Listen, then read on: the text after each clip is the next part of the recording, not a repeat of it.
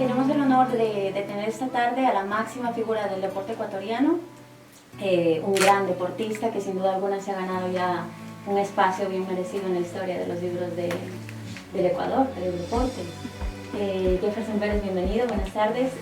Sabemos un poco ya, bueno, los que hemos seguido tu carrera, los que hemos tenido la oportunidad de vivirla, sabemos un poquito ya de tu vida.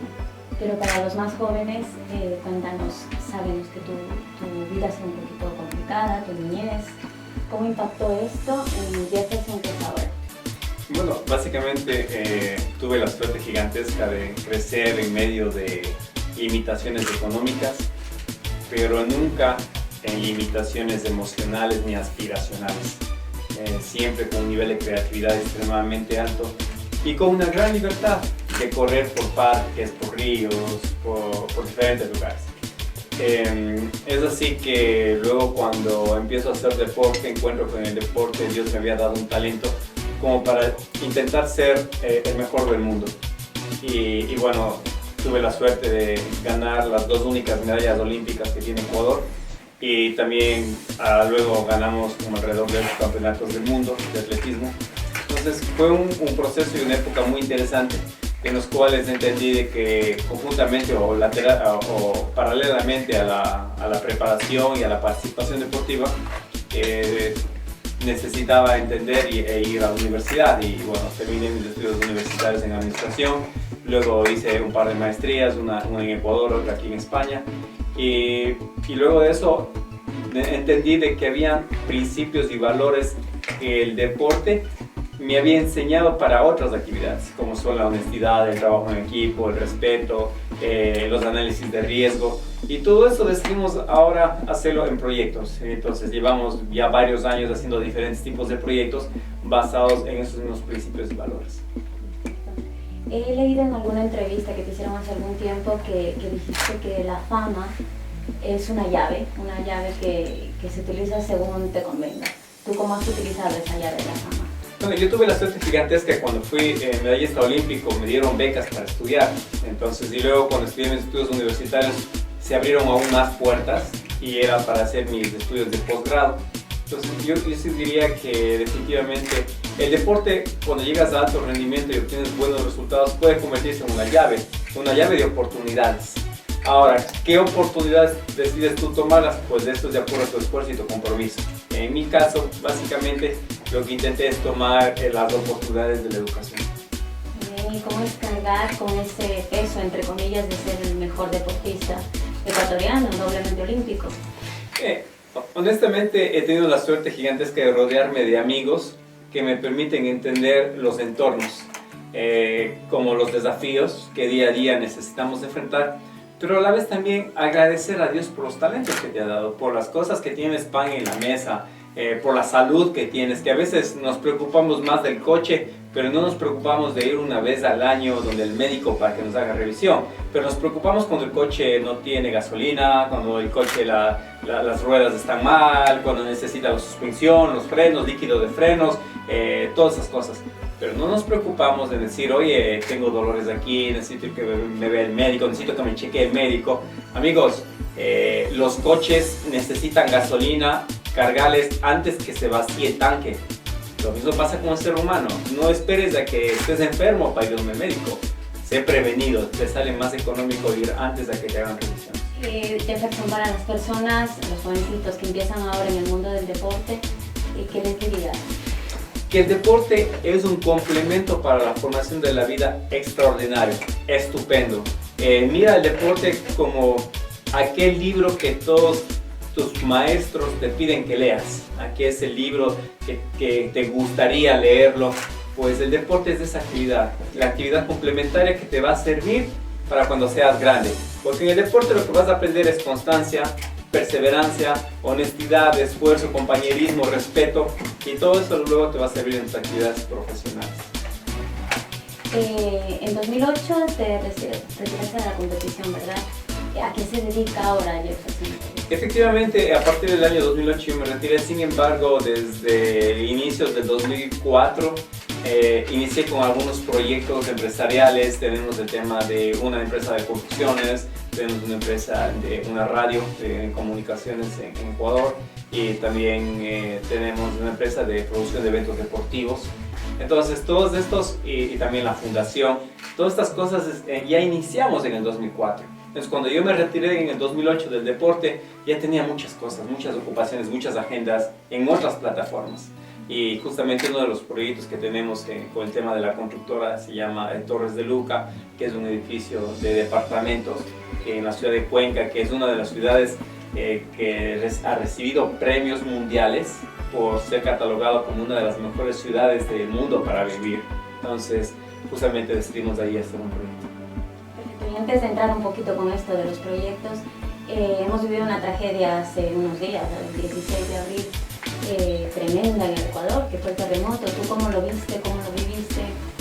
Bueno, yo creo que la mayoría del país lo sentimos, porque si bien es cierto, el terremoto se dio en la zona de Esmeraldas, pero el temblor sísmico llegó a casi todo el país, sí lo sentimos. Y luego de eso, ver la tragedia, los damnificados, lo digno que hay que resaltar en toda esta situación es que frente a la tragedia, buscar rescatar algo, es el principio de solidaridad. O sea, la sociedad civil se movió de manera inmediata. No necesitamos, en ese momento no necesitamos que nos hagan un llamado a la solidaridad. Nunca esperamos que se genere una Teletón. Fuimos movidos por nuestro espíritu solidario ecuatoriano, y de manera inmediata empezó a entregarse donaciones, empezaron a unirse donaciones. Fue tan inmediata la reacción solidaria que inclusive hubo un instante que las autoridades decían: hey, necesitamos que ya no vengan tantos voluntarios a la zona de desastre, porque estos voluntarios están más bien utilizando recursos que necesitan los damnificados, como el tema del agua, como el tema de los alimentos, como el tema de los servicios básicos. Entonces yo sí creo que, a pesar de que nos tocó en una curva económica, en una restricción económica, pero el ecuatoriano sacaron todos, desde los más pudientes hasta los menos favorecidos económicamente, todos hemos demostrado ese nivel de solidaridad. Ahora sí, entramos un poquito en tu faceta de empresario, en tu faceta de tener una fundación. Empezamos con la Fundación para los Niños y Adolescentes. ¿En qué consiste esa fundación? Bueno, la fundación inició hace 10 años con un objetivo, la erradicación del trabajo infantil, y ha sido muy interesante. Dentro de ese proyecto, por ejemplo, hicimos el tema de educación acelerada, de los cuales consistía en personas ya mayores de 25 años que no habían terminado la secundaria. Entonces lo que hacíamos a través de este programa es, reconocido por el Ministerio de Educación, es que las personas puedan ir los sábados a recibir educación, y después de un periodo de un año la gente se podría graduar. Este proyecto era reconocido por el Ministerio, y yo me alegro muchísimo. Por ejemplo, ahora el gobierno actual, el gobierno ecuatoriano, continúa con ese proyecto. Entonces, y otro, que eso fue lo que nosotros iniciamos, también hacemos el tema de erradicación del trabajo infantil. Básicamente, erradicación del trabajo infantil, el gobierno ecuatoriano en el año 2016 ha tomado la decisión de declarar Ecuador libre de erradicación infantil, y fue muy interesante ese proceso porque existió muchas organizaciones sin fines de lucro que aportamos en eso. Logramos de que los niños no dejen de estudiar, logramos de que los niños salgan de las calles, que los niños entiendan de que su obligación es de estudiar y aprender cosas de la vida, más no trabajar.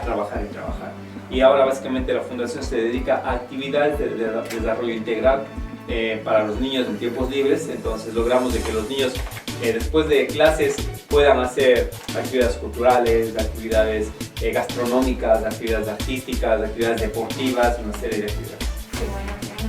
Qué bueno. Y ahora sí, entramos en el tema de vivienda, que hemos visto que el sábado fue un evento que se hizo aquí en Madrid, un festival euroecuatoriano. ¿Este festival en qué consiste? ¿Tú eres el que lo lleva? Háblanos un poquito de esto. Sí, justamente es la marca Ecoviviendas, en los cuales es nuestro aliado estratégico aquí en Madrid. Nosotros tenemos un proyecto en la ciudad de Cuenca llamado Torres de Luca, que es un proyecto de departamentos. Es nuestro segundo proyecto. El primer proyecto que hicimos se llamaba Portales del Río, es un proyecto de 4 torres, ahora es un proyecto de 2 torres.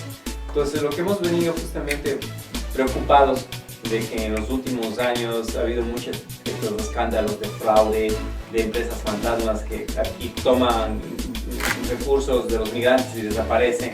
Entonces hemos decidido venir a visitar, es decir, oye, mira, yo puedo respaldar tu inversión, yo puedo cuidar tu inversión y te ofrezco un producto de alta calidad, de alta rentabilidad en el futuro. Y lo que yo te puedo decir es respecto a mis principios. Entonces el proyecto ya está construyéndose, estamos ya terminando la primera fase, que es el primer bloque que se entrega en el mes de octubre del 2015, y el segundo bloque, la segunda torre, se entrega en diciembre del 2016. Perfecto, entonces entiendo que aquí los ecuatorianos tenemos la oportunidad de adquirir una vivienda. Efectivamente, pueden ingresar a la página web, que es www.torresdeluca.com. Ahí van a ver, por ejemplo, la distribución, si yo quiero un departamento pequeño, o quiero un departamento mediano, o quiero un departamento muy grande. Algunas personas nos han consultado cuál es el precio de los departamentos. Entonces, para que tengan una referencia, nuestros departamentos son departamentos con arquitectura concana, pero con alta tecnología. Entonces, todo el tema de ingreso, todo es digital, el tema de ascensores son individuales en cada torre, y el tema de instalaciones eléctricas es para el tema, para ahora hacer las hornillas de inducción, que es lo que el gobierno está exigiendo en Ecuador. Entonces todo esto, el tema antisísmico, pasa reglamentos, leyes, normas, cumple con el tema antisísmico.